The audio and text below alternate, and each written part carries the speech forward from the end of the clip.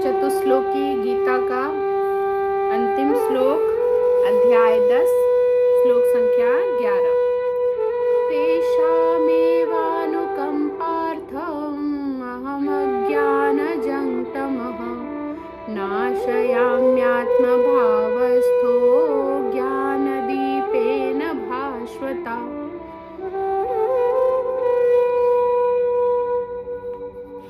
Yes, शालू माता जी, शालू माता जी, आप सुन पा रहे हैं? जी वॉइस नहीं आ रही क्लियर। मीनू माता जी कीजिए। वॉइस कट रहा है माता जी। हरे कृष्ण माता जी। तेषाम उन पर एव निश्चय ही अनुकंपा अर्थम विशेष कृपा करने के लिए अहम मैं अज्ञान के कारण तमह अंधकार नाश्यामी दूर करता हूँ आत्मभाव उनके हृदयों में स्थित ज्ञान के दीपक द्वारा भास्वता प्रकाशमान। हरे कृष्ण। तो यहाँ पर भगवान देखो, एक बार ना इस श्लोक को समझने के लिए बस एक ही श्लोक पीछे का हम ये रिपीट करते हैं, इसका अनुवाद 10.10 का। जो मेरी प्रेम पूर्वक है ना सेवा करने में निरंतर लगा रहता है, उन्हें मैं ज्ञान प्रदान करता हूँ जिसके द्वारा वे मुझ तक आ सकते हैं। अब यहाँ क्या कह रहे हैं? मैं उन पर विशेष कृपा करने के हेतु उनके हृदयों में वास करते हुए ज्ञान के प्रकाशमान दीपक के द्वारा अज्ञान जन्य अंधकार को दूर करता हूँ। कितना एफर्ट लगाते हैं भगवान, उनके हृदय में ही वास करते हैं, क्योंकि अभी उनमें अज्ञानता है, नासमझ है। तो ठीक है, विशेष कृपा। तो ये वाला यही फॉर्मूला आप अपना के चले ना, तो है ना, पतित पावन भगवान को कहते हैं। एक वो है, मेरे को याद आ रहा था पर मैंने सोचा वो लाइन फिर। पतित पावन क्या है? भगवान को कहते हैं। और भक्त कह रहे हैं कि जब आपका नाम पतितों का पावन है तो मैं तो सबसे बड़ा पापी हूँ, सबसे बड़ा पतित हूँ, तो पहले मेरा नंबर।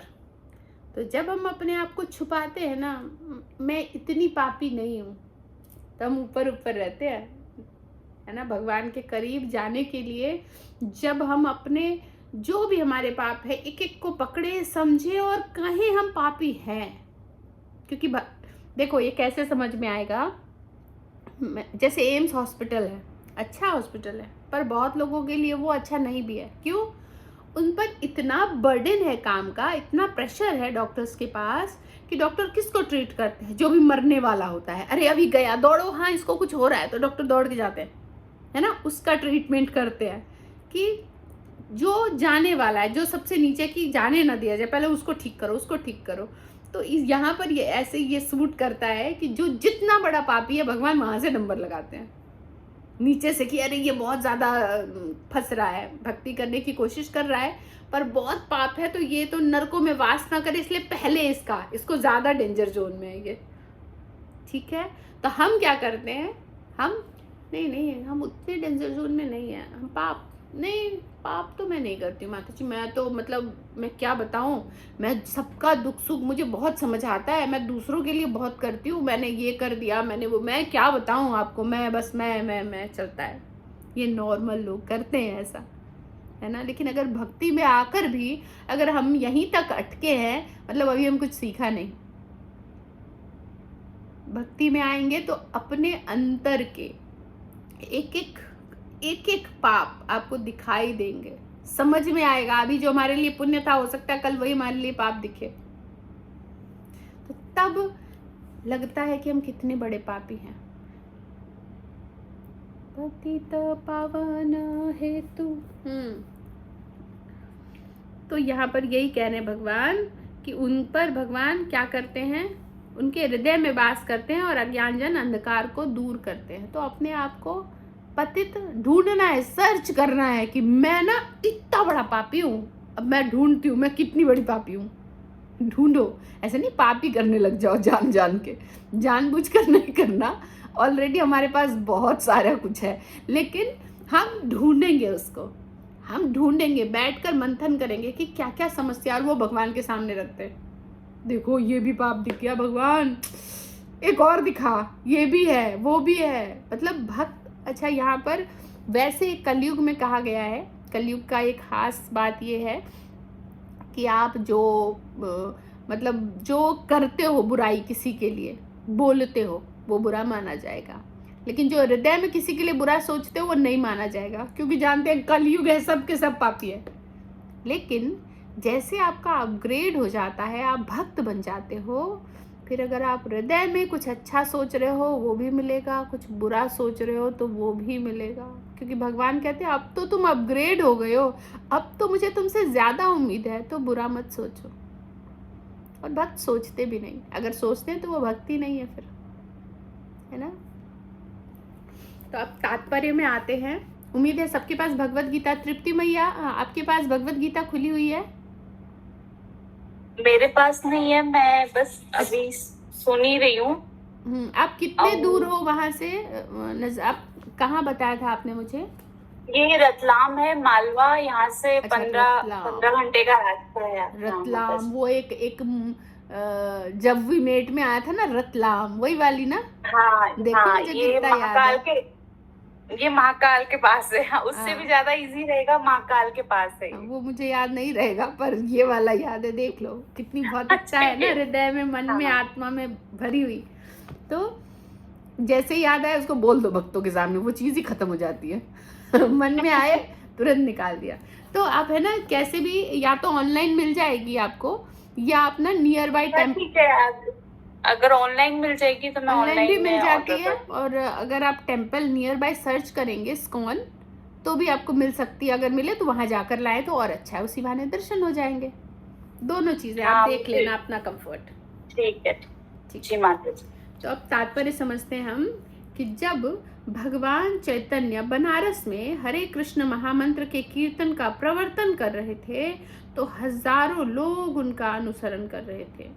तत्कालीन बनारस के अत्यंत प्रभावशाली एवं विद्वान प्रकाशानंद सरस्वती उनको भावुक कहकर उनका उपहास करते थे। देखो वहां के बहुत बड़े विद्वान हैं वो प्रकाशानंद सरस्वती, और वो क्या कह रहे थे भगवान को? भावुक है। बहुत ज्ञानी लोग ऐसा कहते हैं, क्योंकि भगवान तो नृत्य कर रहे हैं, सारी टोली है उसमें, ऐसे लोग हैं सबके साथ नृत्य कर रहे हैं, मजे कर रहे हैं, तो उनको लगता है भावुक होके ना ऐसा कर रहे हैं। उनको ये नहीं पता कि वो भगवान है। तो कभी कभी भक्तों की आलोचना दार्शनिक यह समझ कर करते हैं कि भक्तगण अंधकार में है ना। दार्शनिक लोग कभी कभी भक्तों की आलोचना कर देते हैं, लेकिन आगे हम समझेंगे कि उसको हमें रिसीव कैसे करना है। और दार्शनिक दृष्टि से भोले भाले भावुक हैं। ये कौन समझता है कि दार्शनिक ऐसा सोचते हैं कि वो भक्तगण अंधकार में हैं और वो भोले भाले हैं, किंतु यह तथ्य नहीं है। ऐसे अनेक बड़े बड़े विद्वान पुरुष हैं जिन्होंने भक्ति का दर्शन प्रस्तुत किया है। बड़े बड़े विद्वान पुरुष जो भक्ति का है ना दर्शन प्रस्तुत करते हैं, किंतु यदि कोई भक्त उनके इस साहित्य का या अपने गुरु का लाभ न भी उठाए, और यदि वह अपनी भक्ति में एकनिष्ठ रहे। देखो कोई भक्त ऐसा है जो भक्ति में एकनिष्ठ है और उनका साहित्य या गुरु का लाभ न भी उठाए, तो उसके अंतर से कृष्ण स्वयं उसकी सहायता करते हैं। अतः कृष्ण भावनामृत में रत एक निष्ठ भक्त ज्ञान रहित नहीं हो सकता। कोई एक निष्ठ है और कृष्ण भावनामृत में है, ज्ञान रहित हो ही नहीं सकता। क्यों? उसके अंतर मन में, हृदय में भगवान वास करते हैं। यानी पूरे ज्ञान का भंडार, सारा ज्ञान जिसके पास है वो आपके हृदय में है। सुनकर ही अच्छा लग रहा है ना, थोड़ा अच्छा सा लग रहा है। वाह, हम समझे ना समझे हृदय में है। और जैसे ही हमारी क्वालिटी अपग्रेड होगी, हम थोड़े से भक्ति हमारी बढ़ जाएगी, हम इस लायक हो जाएंगे कि चीजें समझ पाए, भगवान हृदय में वो ज्ञान प्रकाशित कर देंगे। कहने का मतलब उस ज्ञान को हैंडल करने की योग्यता आ जाए, है ना, तो भगवान वो ज्ञान प्रकाशित कर देंगे। इसके लिए इतनी ही योग्यता चाहिए कि वह पूर्ण कृष्ण भावनामृत में रहकर भक्ति संपन्न करता रहे। आधुनिक दार्शनिकों का विचार है कि बिना विवेक के शुद्ध ज्ञान प्राप्त नहीं किया जा सकता। ये जो दार्शनिक लोग हैं, आधुनिक दार्शनिक कह रहे हैं बिना विवेक के शुद्ध ज्ञान प्राप्त ही नहीं हो सकता। उनके लिए अब भगवान क्या उत्तर देते हैं उसको? भगवान का उत्तर है, जो लोग शुद्ध भक्ति में रत हैं, भले ही वे पर्याप्त शिक्षित न हो तथा वैदिक नियमों से पूर्णतया अवगत न हो, किंतु भगवान उनकी सहायता करते ही हैं। क्या कह रहे हैं यहाँ पर? कैसे भी हो, शिक्षित ना हो, वैदिक नियमों से पूर्णतया अवगत ना हो, भोले हो, एक ही है कि बस शुद्ध भक्ति में रत रहे। तो भगवान क्या करते हैं? उनकी सहायता करते ही हैं, जैसा कि श्लोक में बताया गया है। नेक्स्ट पैराग्राफ, भगवान अर्जुन को बताते हैं कि मात्र चिंतन से परम सत्य भगवान को समझ पाना असंभव है। क्यों? हम चिंतन से भगवान को क्यों नहीं समझ सकते? एक एक लाइन क्या बताना चाहते हैं आप लोग? यस दीप्ति भैया। हरे कृष्णा माता जी। हम चिंतन से भगवान को इसलिए नहीं समझ सकते क्योंकि वे अचिंत्य हैं, चिंतन से परे हैं। अचिंत, बहुत अच्छा आंसर, परफेक्ट आंसर। और कोई? ये तो हो गया, हमने सुन रखा है, तुम्हें पता है। एक नॉर्मल अगर कोई जो भी नहीं जानते हैं वो अगर बताएं कि हम चिंतन से क्यों नहीं। सुधा मैया पूछूं आपसे? सुधा माता जी आपसे पूछूं? हरे कृष्णा माता जी। हरे कृष्णा। मैं पूछ रही थी कि चिंतन से हम भगवान को नहीं समझ सकते। आपको क्या लगता है क्यों नहीं समझ सकते? क्योंकि माता जी उनको मतलब चिंतन करने की क्या है, वो तो हर उसमें मतलब बात है, मतलब चिंतन करने की कोई वो है ही नहीं, औकात नहीं है। कहने का मतलब हमारी औकात नहीं है ना? नहीं है। ठीक है। यस रचना माता जी। हरे कृष्ण माता जी, सभी को मेरा सादर प्रणाम माता जी। भगवान चूंकि प्रेम से पाए जा सकते हैं, अतः ये चिंतन से इन्हें नहीं समझा जा सकता है। जो भगवान को प्रेम करेगा वही उनको समझ सकता है। पर क्यों नहीं समझा जा सकता? मेरा ये प्रश्न, चिंतन से क्यों नहीं समझा जा सकता? बहुत सिंपल सा बात है ना। चिंतन यदि हम किसी चीज का करते हैं तो सिर्फ उसके बारे में सोचते रहते हैं, कंक्लूजन पे नहीं पहुंचते हैं। तो इसीलिए क्यों नहीं पहुंचते कंक्लूजन पे? मैं और डिटेल में आपको ले जाना चाह रही हूँ। क्यों नहीं पहुंचते? हम उस कंक्लूजन मतलब हम भटक जाते हैं ना। जब किसी चीज के संदर्भ में बहुत चिंतन करते हैं, मनन करते हैं, तो हम भटक जाते हैं, एक निष्ठ नहीं हो पाते। और जब एक निष्ठ नहीं हम हो पाएंगे तो भगवान को कैसे समझ सकते हैं? इसलिए भगवान प्रेम से ही समझने की वस्तु है, मतलब जो भी है प्रेम से उनको समझा जा सकता है, चिंतन से वो नहीं समझ सकता है। शालू मैया। हरे कृष्णा माता जी। माता जी, एक फिल्म का डायलॉग याद आ गया इसमें। उसमें शायद हीरो कहता है कि मैं दिमाग में नहीं आता, मैं दिल में आता हूँ। तो मतलब चिंतन से, जैसे कि रचना माता जी ने बताया कि मान लो हम किसी चीज का चिंतन कर रहे हैं कि मैं उस जगह जाऊंगी, फिर वहां ऐसा होगा, फिर वैसा होगा। जब तक मैं वहां जाऊंगी नहीं, उस चीज को देखूंगी नहीं, करूंगी नहीं उसको महसूस, तो ऐसी हमें जैसे थोड़ा भक्तों का संग करना पड़ेगा। जैसे आप अर्चा विग्रह कहते हो, तो जो फीलिंग आप सबकी होगी वो मेरे पास नहीं है, क्योंकि मेरे पास कोई मतलब। मैं बताती हूँ, ये नहीं तो ये वाला मैं बताती हूँ। जैसे पहले तो आपने कुछ एग्जाम्पल दिए, तो हमारे अमूल्य प्रभु कहते हैं जो खाया है वो तो निकलेगा ही, उसमें कोई बड़ी बात नहीं है। ठीक, मैं बताती हूँ चिंतन से क्यों नहीं समझ सकते। क्योंकि चिंतन कौन करता है? हमारा मन, हम खुद। और हम क्या चिंतन कर सकते हैं? हम खुद ही दूषित है। एक दूषित व्यक्ति, एक कम बुद्धिमान व्यक्ति क्या चिंतन करेगा ऐसे व्यक्ति के लिए जिसके पास संपूर्ण ज्ञान है, संपूर्ण ऐश्वर्य, संपूर्ण धन है, संपूर्ण बल है इत्यादि, है ना, संपूर्ण।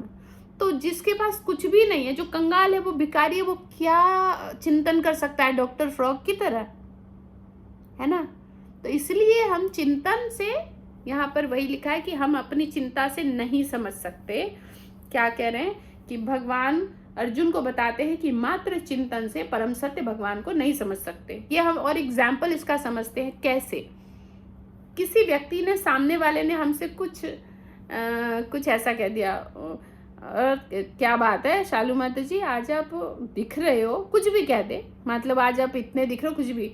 अब ये आप पर है कि वाह उन्होंने मुझे ध्यान दिया है ना, रिकग्नाइज किया, या फिर क्या बात है, मैं कुछ बुरी तो नहीं लग रही, या फिर क्या बात है उन्होंने ऐसा क्यों, कुछ ताना तो नहीं मारा। ये अपने अपने थॉट्स हैं दिमाग के। वो कौन से थॉट होंगे? जैसा आप हो वो वाले थॉट आप रिसीव करोगे।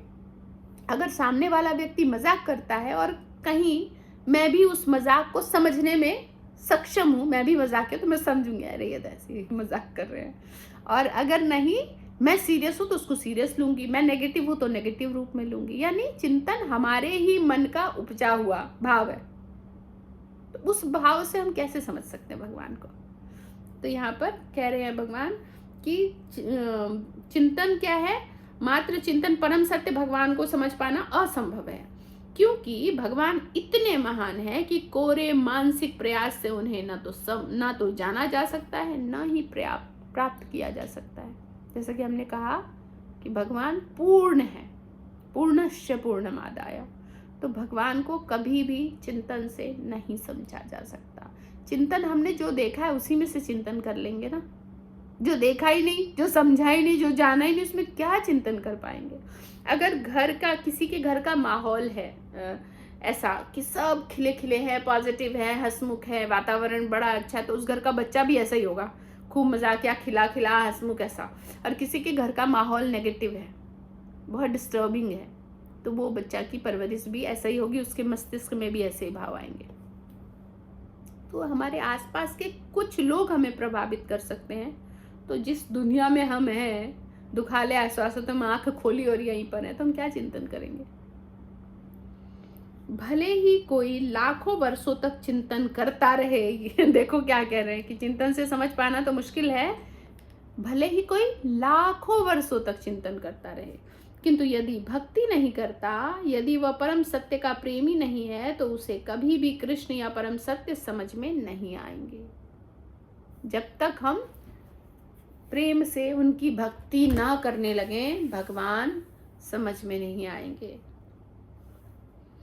यदि वह परम सत्य का प्रेमी नहीं है, तो उसे कभी भी कृष्ण या परम सत्य समझ में नहीं आएंगे। परम सत्य कृष्ण केवल भक्ति से प्रसन्न होते हैं, केवल भक्ति।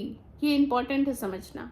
हम सब कुछ कर लेते हैं, कई बार मंगला आरती, दर्शन आरती, श्रृंगार आरती, है ना, 16 राउंड चैंटिंग, 4 रेगुलेटिव प्रिंसिपल, सब कर लेते हैं, लेकिन भक्ति है ही नहीं, बस करे ही जा रहे हैं। तो उसमें प्रभुपाद इसीलिए ये नहीं भी छोड़ना है, प्रभुपाद हमें करने देते हैं। क्यों करने देते हैं? क्योंकि ये करते करते ही आपको भक्ति करनी आएगी, है ना। Fake it until you take it, भक्ति करनी आएगी तभी, तो करते रहना है। एकदम से मैंने इतने सारे नाम ले लिए, नए लोग सोचेंगे ये क्या क्या है। तो कुछ एक प्रण, सबसे पहले माला से शुरू करते हैं हम, कि अगर कर रहे हैं तो बहुत अच्छा, बिल्कुल जीरो पर है, कुछ नहीं कर रहे हैं तो एक माला। यस तृप्ति मैया, सिर्फ एक माला से शुरू करेंगे। अगर करते हैं आप, नहीं ना? मैं करती हूँ। अच्छा, मैं मतलब क्षमा चाहूंगी, मैं कुछ मेरे मन में थी कोई बात मैं बोलना चाह रही थी, अगर आप आज्ञा दें तो। मैं इसके बाद जैसे हमारा श्लोका फिनिश होगा ना, तब आप अच्छे से तब बोलना, क्योंकि अभी जो होती है वो रिकॉर्डिंग चल रही होती है। तो ठीक है। तो जितनी भी माला हम अगर बिल्कुल नहीं करते तब तो एक माला, और करते हैं तो बहुत अच्छे। तो कुछ ना कुछ प्रयास धीरे धीरे स्टेप बाय स्टेप, हर कोई स्टेप बाय स्टेप ही करके एक दिन वो एकदम बहुत शुद्ध भक्त के लेवल पे पहुंच सकता है। तो परम सत्य कृष्ण केवल भक्ति से प्रसन्न होते हैं, और अपनी अचिंत्य शक्ति से वे शुद्ध भक्त के हृदय में स्वयं प्रकट हो सकते हैं। उनको किसी की जरूरत नहीं है, वो अंदर पहले से ही बैठे हैं, वहां प्रकट हो जाएंगे। उनका तो वहां घर है है ना, उनको वहां जाके किराया लेना, घर ढूंढने की जरूरत नहीं है। कैसे घुसू इसके दिल में, किधर से जागे है, कहाँ से घुसना है, ऐसा कुछ करने की जरूरत नहीं। पहले से ही वो आत्मा परमात्मा विराजमान है, उनको हुआ तो वहीं से वो उसी में प्रकट हो गए, बस, है ना। शुद्ध भक्त के हृदय में तो कृष्ण निरंतर रहते हैं। ये सही है, और रेसिप्रोकेट भी करते हैं, है ना। उनको हर एक बात के लिए कृष्ण अंदर से ही उनको गाइड कर रहे होते हैं। और कृष्ण की उपस्थिति सूर्य के समान है। क्यों?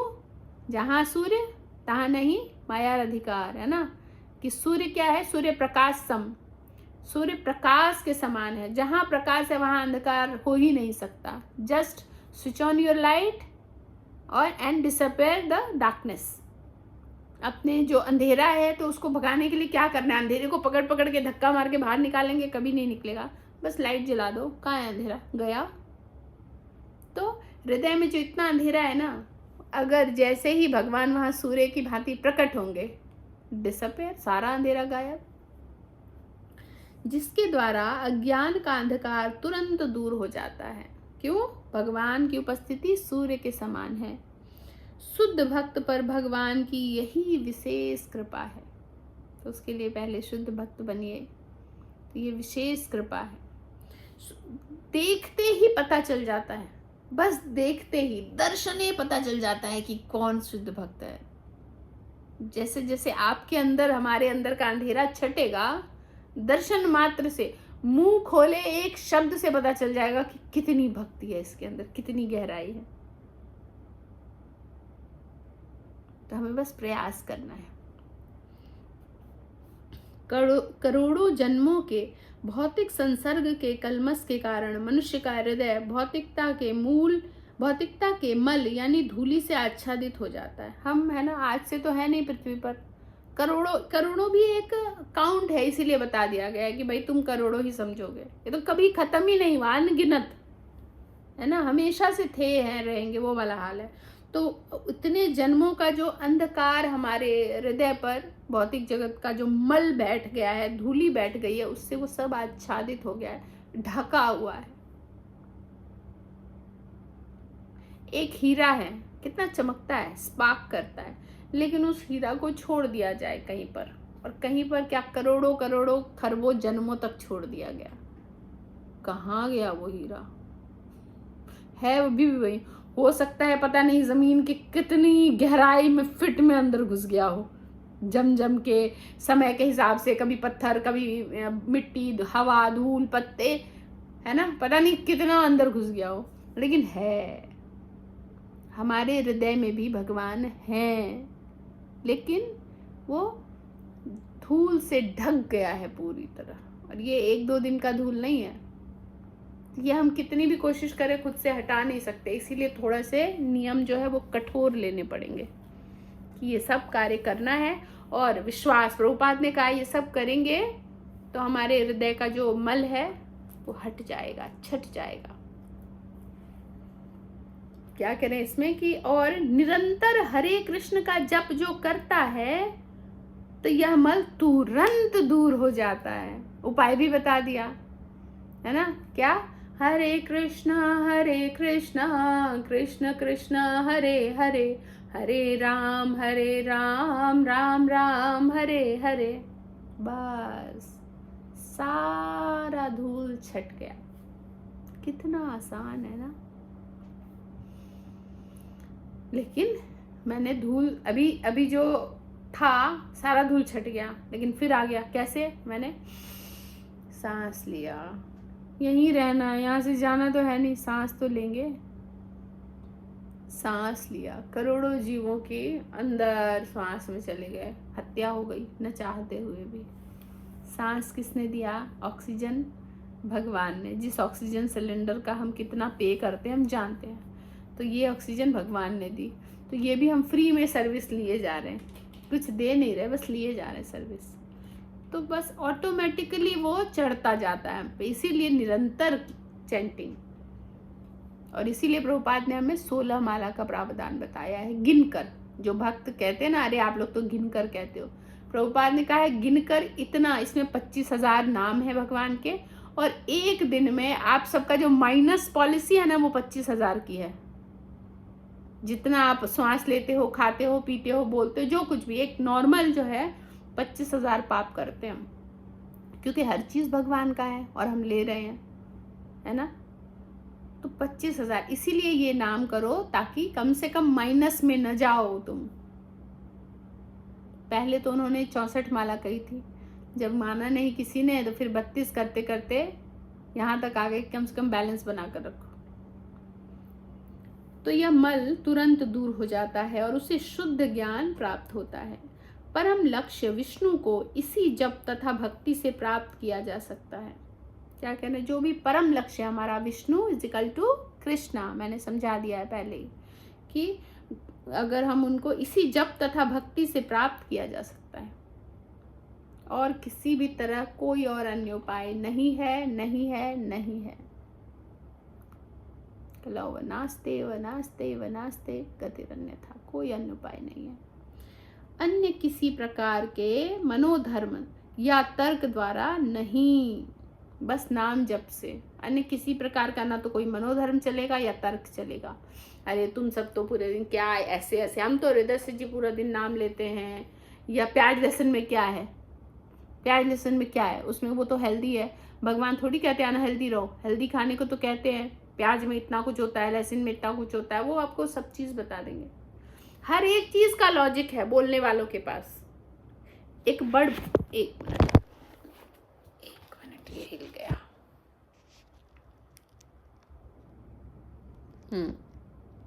दिख रही हूँ मैं, ठीक है। तो एक बड़ बोला इंसान जो है ना, उसके सामने आप कुछ नहीं बोल सकते हो। जो बहुत बोलने वाले लोग होते हैं, आप सही बात भी बोलोगे उनके पास उसका भी तोड़ है, तो वहाँ पर चुप साधना ही अच्छा है। तो वैसे ही ये जो बड़ बोले लोग हैं, वो हर एक लाइन का इसमें काट कुछ ना कुछ दे देंगे, लेकिन वो काट व्यर्थ होगा, अनमनस्क होगा, लॉजिक नहीं है उसका कुछ, बेस पर वो नहीं बोलते। तो एक ज्ञानी लोग अगर आपस में संवाद करते हैं या झगड़ते भी हैं, तो एक बेस तो चाहिए कि भाई हम जिस लेवल से आपको जवाब दे रहे हैं, आप भी उसी लेवल से जवाब दो। एक बराबरी की बात, वहाँ थोड़ी बहस भी हो सकती है या तर्क कुतर्क हो सकता है, लेकिन यहाँ ऐसा कुछ नहीं है। तो इसलिए वहाँ हम कोई तर्क कुतर्क नहीं देंगे। शुद्ध भक्त जीवन की भौतिक आवश्यकताओं के लिए चिंता नहीं करता। क्यों नहीं करता चिंता? वो तो भगवान देंगे, उसको पता है जो बहुत जरूरी है वो भगवान देंगे, है ना। और बाकी के लिए हमें कुछ आवश्यकता करनी ही नहीं, कुछ जोड़ कर रखने की जरूरत नहीं। मैंने बताया था ना, जैसे अक्सर बच्चों के साथ होता होगा, पता नहीं, मुझे तो होता था कि हम छोटे थे तो हमें कहीं से कोई आते थे जैसे मिलने, कोई कहीं से पैसे मिल गए, कुछ भी किसी भी तरह का, 50 रुपए 100 रुपए, हम खर्च नहीं कर सकते थे उसको। क्यों? क्योंकि वो मम्मी ने कहा कि बहुत ज़रूरत हो तब करना, या नहीं अलाउ नहीं है, मम्मी को बताकर फिर क्या फ़ायदा। जो कार्य हम मम्मी को बताकर कर सकते, वो तो मम्मी उसके लिए लक्ष्मी दे ही देती थी। फिर जमा करने की आवश्यकता ही खत्म हो गई कि मैं जमा कर रही हूँ, वो जमा जमा जमा रह जाता था, पता नहीं कहाँ कहीं से कहीं, मतलब वेस्ट लगता था। फिर क्या जमा करना, कभी भी ज़रूरत पड़ी तो मम्मी ने दे दिया। और जो नहीं मतलब, वो चाहे आपका पैसा है किसी और का पैसा है, नहीं मतलब नहीं। तो यहीं पर यहाँ कह रहे हैं कि भौतिक आवश्यकताओं के लिए चिंता करने की जरूरत नहीं, भगवान देंगे ही देंगे। और जो हम एक्स्ट्रा सोचते हैं ना कि एक्स्ट्रा चिंता, हम है ना थोड़ा एक्स्ट्रा प्रयास कर लेंगे और 50,000 नहीं हम 50 लाख कमा लेंगे, 50 करोड़ कमा लेंगे, तो फिर खुद ही फंसोगे। करो, फंसोगे। और दूसरी बात, उसमें भी फंसेंगे कैसे?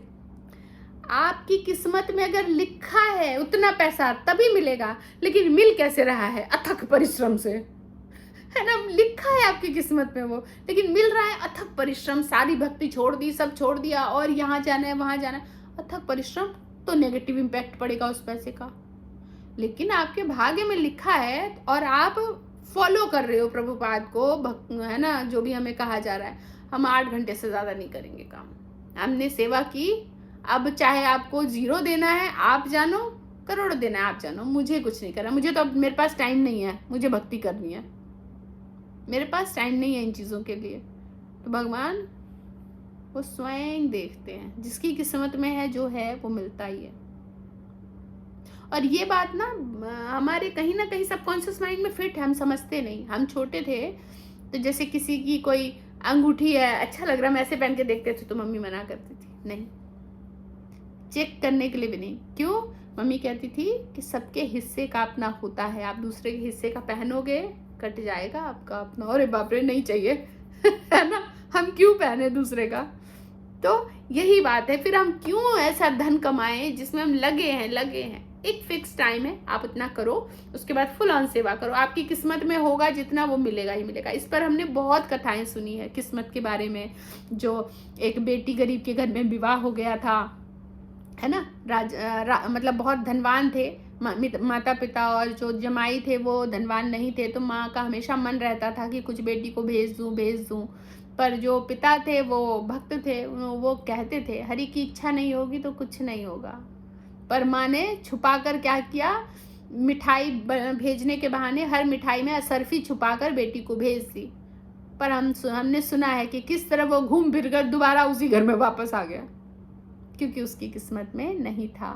या फिर कई बार हमने सुना है अर्जुन और कृष्ण जा रहे हैं और किसी ने भीख मांगा तो उनको, है ना, कभी ये दे दिया कभी वो दे दिया, कुछ भी। एक बार किसी को हीरा दे दिया तो उसने सोचा वाह ये अच्छा है, इससे मैं जो ठुकाई करता हूँ ना, इस पर रख के मोची का वाला ठुकाई करूंगा तो अच्छा होगा।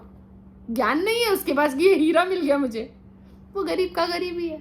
तो जब तक यहाँ से भगवान हृदय में उतरेंगे नहीं, बुद्धि नहीं देंगे, आप यूटिलाइज नहीं कर पाओगे कोई भी चीज़ हो। तो सबसे इम्पोर्टेंट है भक्ति करना, सारी चीजें उदित हो जाएंगी।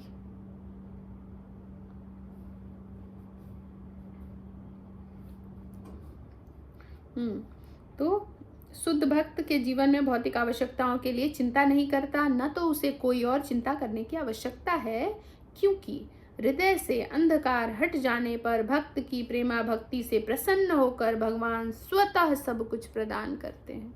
स्वतः, जिसको भगवान प्रेम करने लग जाए, हम किसी को प्रेम करते हैं, सच मतलब वही बात है, आप लोग को ये नेचुरली समझना होगा कि प्रेम हम कर नहीं सकते, पर जो भी भौतिकता में प्रेम, आध्यात्मिकता का प्रेम समझ सकते हैं कि जैसे मान लो मैं अपने शिक्षा गुरु से या काउंसलर से, आध्यात्मिकता आपस में जो हम प्रेम करते हैं उसको मान लेते हैं, हम किसी से प्रेम करते हैं। अब अगर हम आगे आगे क्या चाहते हैं, उनको कैसे सुविधा मिलती जाए, कोई भी कार्य वो कर रहा है तो मैं उसमें कितना और हेल्प कर दूं, कितनी और सहायता कर दूं, कितनी और, है ना, उनको जैसे छोटा सा सिंपल जब हम मिलते हैं तो माता जी आप बैठो, आप पहले पाओ, आप प्रसाद हम लाते हैं, मुझे कोई कभी लेने ही नहीं देता, मैं खुद लेके, मतलब आगे आगे आ गया, ये क्या है, प्रेम ही है ना। तो अगर भगवान प्रेम करने पर आ जाए, थोड़ी देर के लिए सोचो कि क्या होगा। हर चीज आगे से आगे शर्म मिलेगी आपको, लेकिन भगवान का प्रेम हासिल कब होगा? शुद्ध निश्चल भक्ति से। एक हम सीमित ज्ञान वाले लोग हैं, हम अगर किसी को प्रेम करेंगे तो हमारी बुद्धि इतनी है कि हम बड़े खुश हैं आज माता जी, हाँ हम किसी के, मान लो मैं दीप्ति मैया के घर गई और दीप्ति मैया पानी पिलाओ, अच्छा अरे माता जी को पानी क्या देना है, अच्छे से मैं दूध गर्म करती हूँ और उसमें खूब केसर ये वो, जो उसको उनकी अपनी बुद्धि है समझ में, अच्छे से माता जी ये लो, पर मैया मुझे पानी की प्यास लगी है, क्योंकि हमारी बुद्धि इतनी है ना, हम अपने हिसाब से अच्छा कर रहे हैं, अपने हिसाब से हम बेस्ट कर रहे हैं, लेकिन बुद्धि तो हमारी यही है। लेकिन वहां पर भगवान में हम ऐसा नहीं कर सकते, उनकी बुद्धि थोड़ी कम है ना भगवान की बुद्धि पूर्ण है, ताकत पूर्ण है, ऐश्वर्य पूर्ण, हर चीज पूर्ण है, और वो उस भाव से, उस शक्ति से, उस ताकत से आपकी कहीं मदद करने लग गए, प्रेम करने लग गए, कहने का मतलब। तो किस तरह हर चीज लगेगा कि आगे आगे भाग रहा है।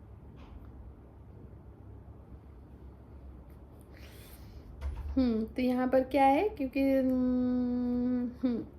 यही भगवत गीता का उपदेश सार है। देखो ये लाइन आ गया ना, इसीलिए किसी ने पूछा था ना इसको क्यों कहते हैं चतुश्लोकी गीता, तो ये 4 जो श्लोक है ये सारा बता के भगवान कह रहे हैं यही भगवत गीता का पूरे उपदेश का सार है। भगवत गीता के अध्ययन से मनुष्य भगवान के शरणागत होकर शुद्ध भक्ति में लग जाता है। जैसे ही भगवान अपने ऊपर भार ले लेते हैं, मनुष्य सारे भौतिक प्रयासों से मुक्त हो जाता है, उसको कोई प्रयास की जरूरत नहीं है ना। अभी तभी हमने वो भी कथा सुनी है ना कि नमक भी नहीं देते भगवान को भक्त, है ना? क्यों? कोई प्रयास नहीं करना। क्यों? अब वो ये नहीं सोच रहा भगवान नमक मांग रहे हैं, कहीं उनको, है ना, कहीं बुरा तो नहीं लग जाएगा। उनका प्रेम का लेवल ही ऐसा है। आपको व्यवस्था करनी है खुद कर लो, मुझे मेरा काम करने दो, मतलब मुझे तो आपकी ही सेवा करनी है बस, और ज़्यादा ये वाली और ऐड मत करो, फिर मैं इसी में लग जाऊंगा, फिर कल कुछ और मांगोगे, परसों कुछ और। नहीं, वो जानते हैं भगवान की कैपेसिटी, लेकिन उसके लिए शुद्ध भक्त होना चाहिए। हम कहना ना शुरू कर दे, मैं भोग नहीं लगा रही, अपना चेक कर लो, देख लो आप अपना। हमसे नहीं, हम करेंगे तो कहीं के नहीं बचेंगे। वो उनकी स्थिति थी, और उनकी स्थिति में रेसिप्रोकेट भी किया था। जैसे हमने बताया कि वो बोट तकरीबन वहाँ 9 दिन या 12 दिन फंसी रही। उतनी बड़ी बोट, नमक का पूरा व्यापारी जा रहा था, और 9 दिन या 12 दिन वहाँ फंसी रही। पूरा एफर्ट लगा लिया, सारे पुलिस वाले जो भी उस टाइम पर थे, है ना, बड़ा व्यापारी था, सब कुछ करके देख लिया, वो हिले ही ना। सबको आश्चर्य लगे, हुआ क्यों ऐसा? फिर किसी ने कहा यहाँ एक साधु रहते हैं, आप उनके पास जाओ। रूप गोस्वामी या सनातन गोस्वामी, मैं फिर से नाम मैं भूल जाती हूँ, जो भी, तो उनको कहा कि साधु के पास जाओ। तो जब साधु के पास गए तो साधु उनको सब बताया, ऐसे ऐसे हमारा बोट फंस गया है, आप चाहेंगे तो ये छूट जाएगा, आप ही कुछ करिए। तो उनको लगा मैं इतनी दूर अंदर रहता हूँ, कुछ जानता भी नहीं। वो तो समझते रहते हैं। उन्होंने कहा अच्छा ये बताइए, मेरे पास आपको भेजा किसने बताया मेरे बारे में? तो कह रहे एक लड़का सा आया था, पता नहीं वो कह रहा था। तो कैसा था लड़का पता नहीं, सांवले रंग का था, छोटा सा था। तो उसने कहा कि साधु के पास जाओ। वो पलट के भगवान को देख रहे हैं। रेसिप्रोकेशन, और कितना कॉन्फिडेंट, सोचो कि इन्होंने भेजा है। तो कह रहे अच्छा वैसे आपके बोट में है क्या? तो उन्होंने कहा नमक। हंसी आ गई इनको, अच्छा इसीलिए बोट रोका हुआ। उन्होंने कहा एक बोरी उतार दो, बोट चल जाएगी अपने आप। तो वो कह रहे नहीं होगा, आप प्लीज चलिए, इतने दिन में मेरा बहुत सारा नमक बह गया है, कम हो रहा है पानी में। आप कह रहे कुछ नहीं, आप एक बोरी नमक यहाँ दे दो हमारे ठाकुर जी के लिए, आपको चल जाएगा। और सच में कुछ हुआ ही नहीं, जैसे ही दिया चल गई बोट। तो ये है भगवान की, जब हम समझते हैं ना लीलाएं, तो ऐसी ऐसी अनंत लीलाएं, अनंत। तो इस श्लोक तो पूरा हो गया। अब इससे किसी का कोई प्रश्न हो तो बताइए। दीप्ति मैया। हरे कृष्णा माता जी, इस श्लोक से समझ में तो आ गया कि 8वें, 9वें, 10वें और 11वें श्लोक को भगवत गीता का उपदेशसार कहते हुए चतुर्श्लोकी गीता क्यों कहते हैं। एक बार आप भी इस पे प्रकाश डाल दीजिए अपने अकॉर्डिंग। ठीक है, और किसी का कोई प्रश्न है? एक मिनट। सृष्टि मैया।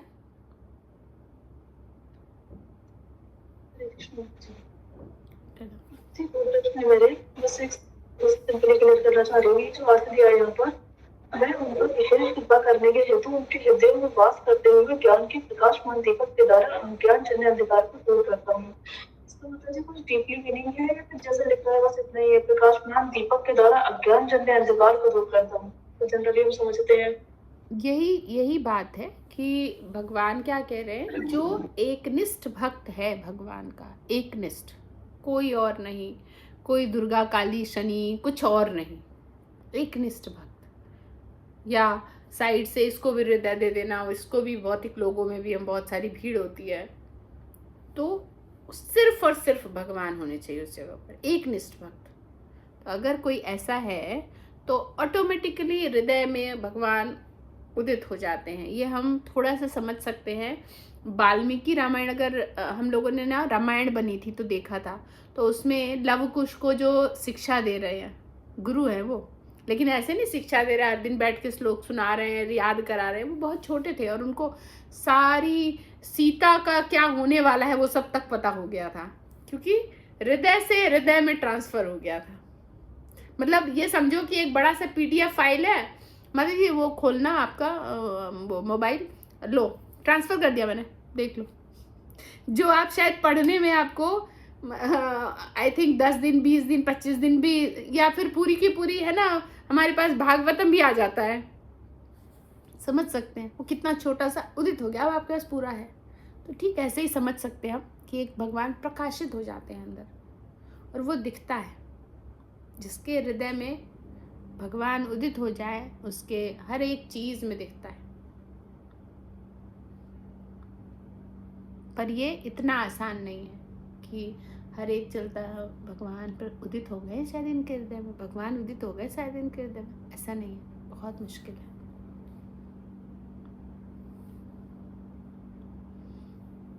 ठीक है। माता जी, तो ये जो वर्ड लिखा है यहाँ मैं उन पर, मतलब ये पिछले वाले श्लोक से कनेक्ट है ना, जो प्रेम हाँ। पूर्वक मेरी सेवा करने में निरंतर लगे रहते हैं, हाँ। उन पर विशेष कृपा करते हैं। यस, जो एकनिष्ठ होकर मेरी भक्ति में लगे हैं उन पर। हो गया? ठीक है। ठीक है। एक और माता जी, जी, लास्ट वाली लाइन से ये माता जी जो लाइन है कि जैसे ही भगवान अपने ऊपर भार ले लेते हैं मनुष्य सारे भौतिक प्रयासों से मुक्त हो जाता है। क्या मतलब है माता जी इस लाइन का कि प्रयास, ये तो हमेशा करते प्रयास तो करने चाहिए अपने, क्योंकि अभी हम, आप कह रहे हो कि जब भगवान भार ले लेते हैं तो मनुष्य जो है वो भौतिक प्रयासों से दूर, मतलब मुक्त हो जाता है। तो इसमें हमें ये समझना है कि भौतिक प्रयास करता कौन है? एक भौतिक व्यक्ति। भगवान जब भार लेंगे तो वो कौन होगा? एक आध्यात्मिक व्यक्ति। फिर उसके सर पर किसी भी तरह का बोझ नहीं रहता, कोई भी प्रयास उसको करने की आवश्यकता ही नहीं। पहला तो उसमें ये समझना है इनिशियल स्टेज में कि एक भक्त होता है वो सब कुछ करता है, दुनिया को दिखता है ये सब कुछ कर रहा है, दुनिया को दिखता है ये है ना, 8 घंटे की नौकरी भी करता है, बच्चे पति के साथ भी इंजॉय कर रहा है, मंदिर भी जा रहा है, भगवत गीता भी पढ़ रहा है, चैंटिंग भी कर, दुनिया को दिखता है। लेकिन असल में वो सिर्फ आध्यात्मिक चीजें ही कर रहा होता है, भौतिक उसके जीवन में शून्य हो चुका है। वो जो भी कार्य करता है वो मात्र भगवान के लिए करता है, किसी और के लिए नहीं। और दूसरा कि जैसे मुक्त हो जाता है उसको हम, और जब कोई बहुत अपग्रेड वर्जन है तो उसके लिए ना हमें किसी भी नियम की आवश्यकता नहीं, ना मंगला आरती, ना कुछ करने की जरूरत नहीं, जो बहुत अपग्रेड है। लेकिन इसको हम तुरंत गलत समझ लेंगे और हम सोचेंगे वाह, मेरे को कहा जाए तो मैं तो आज ही अपने आप को लिबरेटेड सोल घोषित कर दूं और मेरी माला, बस अब माला की जरूरत नहीं है, मैं तो अब त्रिकालदर्शी हो गई, मैं अपग्रेड हो गया मेरा, मैं अब गीता भागवतम कुछ नहीं करूंगी। अच्छा चलो मैंने कुछ नहीं किया, फिर मैं करूंगी क्या? मेरे पास बहुत टाइम है, मोबाइल चलाती हूँ, मेरे पास बहुत टाइम है ना। यानी कि हम अपग्रेड नहीं है। ये किसकी बात हो रही है? जो लिबरेटेड सोल हो चुके हैं, जो हृदय से, मन से हर वक्त कहेंगे ना अंधे भक्त है, भगवान के अलावा उनको कुछ दिख नहीं रहा। अब इसमें हम ये सोचे, हमारे गुरु महाराज, हमारे प्रभुपाद, उन्होंने तक ये गाइडलाइन दिया हमें कि भैया मैं भी लिबरेटेड नहीं हूँ, मैं भी मंगला आरती करता हूँ, मैं भी चैंटिंग करता हूँ, मैं भी 4 नियम फॉलो करता हूँ, चुपचाप कर लो। तो हमें पहले ये सुनकर बड़ा मजा आया था, जब नए नए थे ना, ये सुना, अरे वाह कभी ऐसा भी दिन आएगा हम अपग्रेड हो जाएंगे और हमें कुछ नहीं करना पड़ेगा। फिर तुरंत दिमाग में उसी वक्त, है ना, एट द सेम मोमेंट अंदर से आया, पर हमारे गुरु महाराज भी कर रहे हैं, अभी तो आरती वो भी कर रहे हैं, वो भी 4 नियम फॉलो कर रहे, वो भी है ना माला कर रहे हैं, यानी हमारा कोई स्कोप नहीं है। गुरु महाराज कह रहे जब मैं ही कर रहा हूँ तो तुम क्या, है ना। तो अपने आप को एक भक्त कभी भी मानता ही नहीं लिबरेटेड सोल पे, वो कभी मानता ही नहीं, चाहे वो हो जाए, पर वो सबसे बड़ा पतित मानता है। और बड़े बड़े भक्त ऐसा कहते सुना है कि वो खुद के बारे में कहते हैं कि अगर, हाँ, जय हमारे हनुमान जी कि जिस दिन कोई प्रातः ले जो नाम हमारा, तही दिन ताहि न मिले आहारा। सोचो, इतने बड़े भक्त, वो भी ऐसा कह रहे हैं कि बड़े भक्तों का ये रहता है कि मेरा नाम भी लोगे ना तो आपको खाना पीना आपको नहीं मिलेगा, मैं इतना पापी हूं। एक पाप ढूंढ के बता दो आप हनुमान जी की लाइफ में से, पर उनको तो दिख रहा है, क्योंकि वो इतने लिबरेटेड हो गए हैं। वो अब वो जीने लगे हैं कहाँ? उनके धाम में। उनके धाम से यहाँ पर मैच करोगे तो बहुत गड़बड़ी दिखेगी।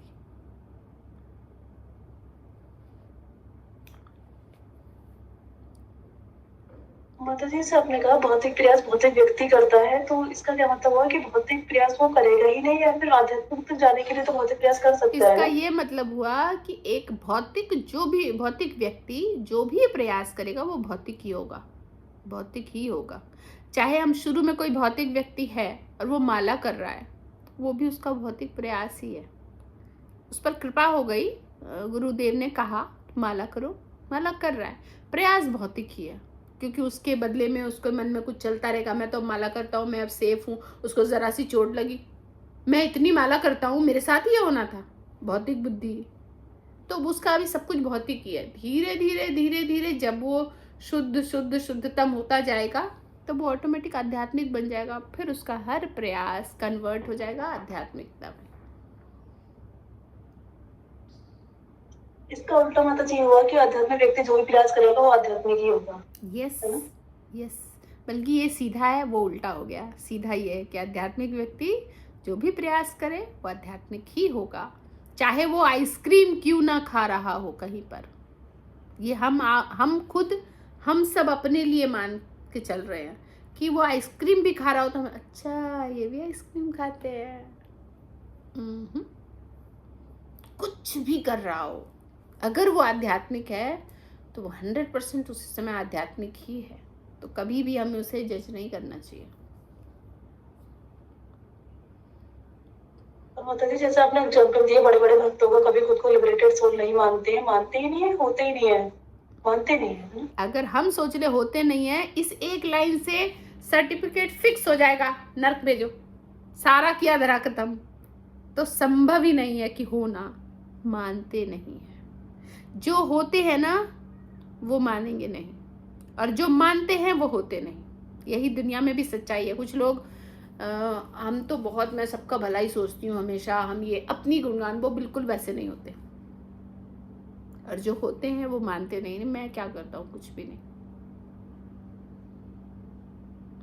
ठीक। दीपशिका माता जी का प्रश्न है, ले ले, आपका खत्म हुआ? हरे कृष्णा माता ठीक है, फिर क्लास यहीं समाप्त करते हैं।